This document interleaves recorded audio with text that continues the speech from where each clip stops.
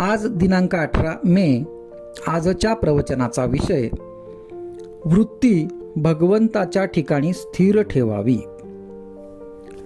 माझा देह परमार्थाच्या आड येतो हे म्हणणे खरे नाही. तो मदत करतो किंवा आड येतो या दोन्हीत विशेष तथ्य मानू नये. माझी वृत्ती कुठे गुंतते हे पहावे. भगवत भजनात दिवस घालवावा असे वाटू लागले, पण संगत मिळाली खेळ खेळणाऱ्याची, तेव्हा त्याचे मन कशाला मोडा असे म्हणून खेळू लागला. भगवंताच्या स्मरणात राहण्याच्या वृत्तीपासून ढळू लागला तर कसे होणार.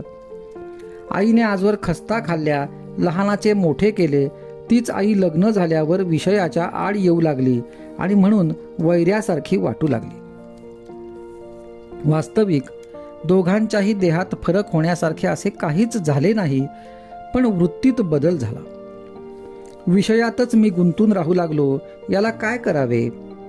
मी सुखी कशाने होईल हे आपण आपल्या कल्पनेनेच ठरवले. पण या जगात पूर्ण सुख किंवा पूर्ण दुःख असे काही आहे का. जे खरे असेल किंवा खोटे असेल याची आपल्याला खात्री नाही, त्या बाबतीत आपण रिकाम्याच कल्पना करीत बसतो. दुसरा मनुष्य ज्यावेळी आपल्याला त्रास देतो त्यावेळी त्यामध्ये 50% आपली कल्पना असते, बाकी उरले 50% त्याबद्दल त्याने दिलेला त्रास मी करून घेणार नाही ही वृत्ती असावी, म्हणजे संपले. आपली वृत्ती सारखी बदलते आहे आणि जगही सारखे बदलते आहे. त्यामुळे अमुक परिस्थितीमुळे सुख किंवा अमुक परिस्थितीमुळे दुःख होते हे वाटणे खरे नव्हे, कारण सुख दुःख अस्थिर असते. शास्त्रांचे नियम हे वृत्तीला स्थिर करतात. भजन, पोथी वाचन, मंदिर बांधणे वगैरे गोष्टी जर वृत्ती सुधारण्यासाठी न केल्या तर ती नुसती करमणूक होते, त्यापासून खरा फायदा होत नाही.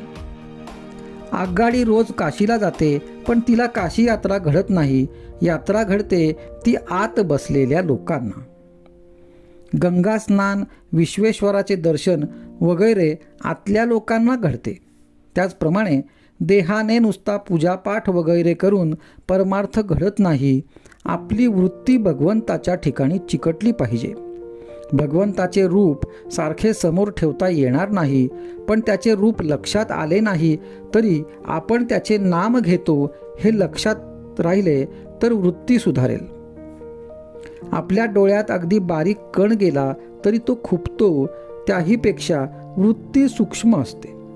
ती भगवंतालाच कळते, म्हणून त्याच्यापाशी लबाडी चालत नाही. विषयाचा भोग आला असता तो त्यामध्येच गुंतत नाही. त्याच्यावर भगवंताची खरी कृपा झाली हे समजावे.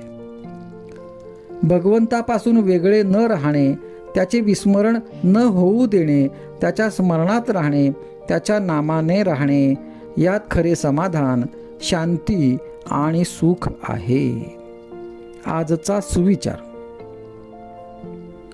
वृत्ती स्थिर होणे, शांत होणे याचे नाव समाधान, आणि भगवंताकडेच वृत्तीसारखी राहणे याचे नाव समाधी होय.